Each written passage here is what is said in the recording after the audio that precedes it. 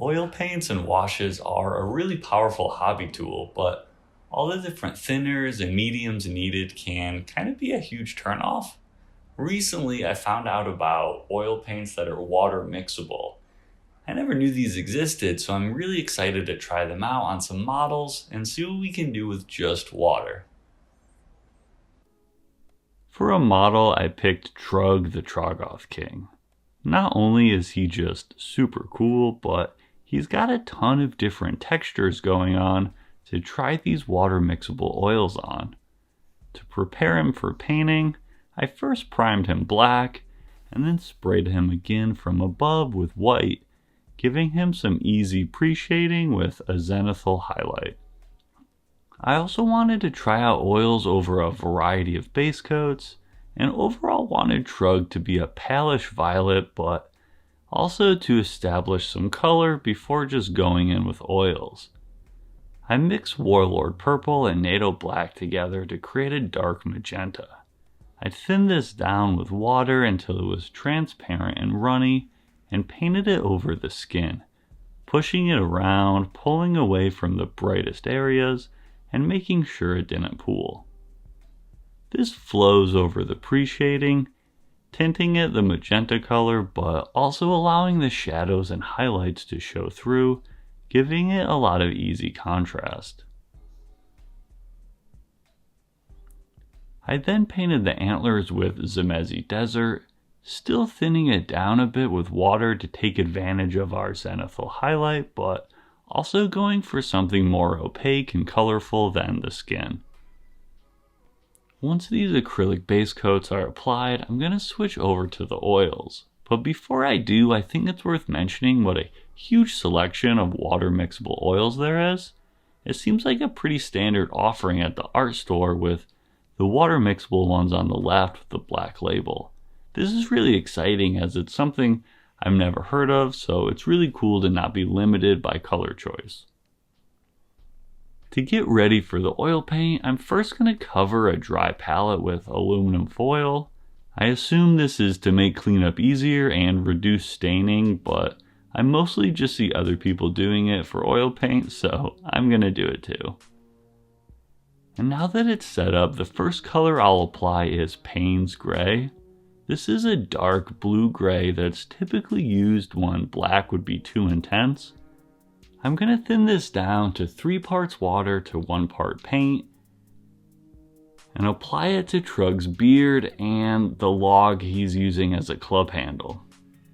This flows on super well, and I think this would be really nice as a wash over another color, but for me it's a little too light, so I go in with a second coat. One of the main appeals of oil paint is its long working time and the ability to just wipe some away to create easy highlights. Next, I'm going to use Cinnabar Green Light to paint the moss growing on his antlers, and to also add some to his weapon handle. This is nice because it works as moss, but also works a bit as a highlight, covering up some of that area that we wiped off in the previous step. I'm also going to use it to pick out all the ends of those vine-like brambles growing around the ruins. I thinned this down to a more typical paint consistency, as I want the color to still remain punchy. I then create a nice dark brown color, spreading it over the dirt and ruins on its back, as well as the vines and bramble. The consistency of oil paint allows me to get a really nice gradient fading into that cinnabar green. I then use a thinner version of this and run it all over the details like cloth and skulls found scattered over Trug. This is nice because it allows that zenithal highlight to shine through, allowing me to not have to fuss so much over these details. I think the oil paint really shined when it came time to remove it from the ruins. It was applied thick enough to adequately stain the stone, but then remaining in all the nooks and crannies, giving it a ton of depth and contrast with really minimal effort. I did the same thing and removed the oil paint from all the skulls scattered across Trug. I wanted to try the same thing on the antlers and applied a thicker coat of the brown mixture across them. smearing it on, not being too precious, but wanting to make sure I got full coverage so that any staining would be even. I then began wiping this off with a Q-tip, going from the base of the antlers towards the tip, creating a nice transition, with darker colors at the base and fading to a lighter tone towards the tips. This captured the detail of the antlers really well, with the dark color being smeared in all the ridges and texture, but then also staining the antlers to a really natural color where it was removed. For the flesh, I'm going to use Cobalt Violet. I'm going to thin this down to about 3:1. I wanted to go over the skin really thinly. Using the oil paint here, it was really evident how superior this was to the previous color added to the skin, that dark magenta. Even though I really babysat that and made sure there was no pooling, there was still some weird watermarks that happened. Versus applying the oil, that longer working time made it a more stress-free scenario. Even though I'm using kind of a smaller brush compared to the overall size of the model, I'm able to push the oil paint around, not worry about weird tide marks or like that coffee staining that can happen, and instead just worry about getting a nice even coverage over the whole model and push that oil paint where it needs to go.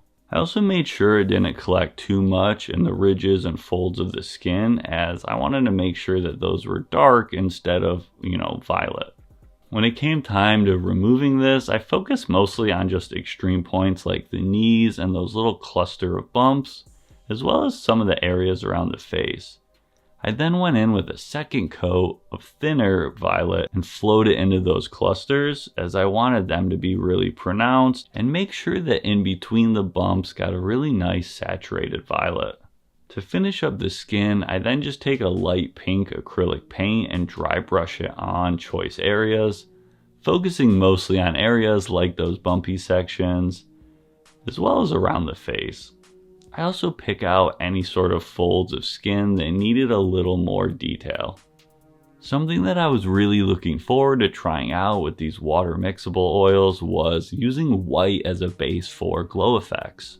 I thinned mine down to about 4 parts water to 1 part paint and started flowing it in all those runes carved into Trug.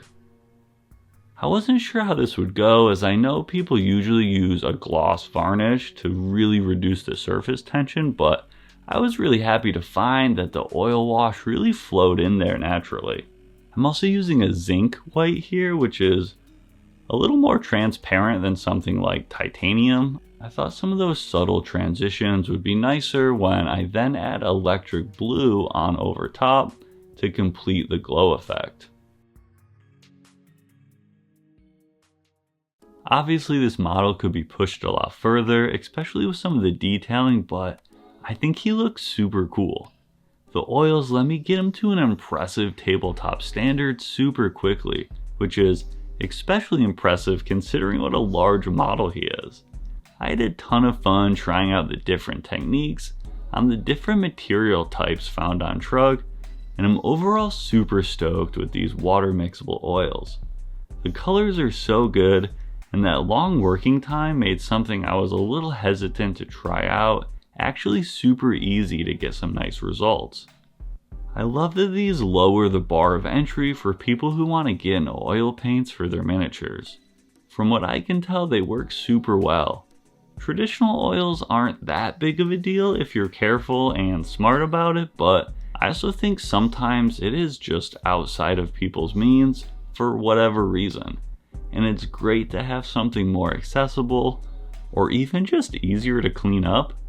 Overall, I'm a huge fan of these water mixable oils and found them to be a ton of fun to paint with. Thanks for watching.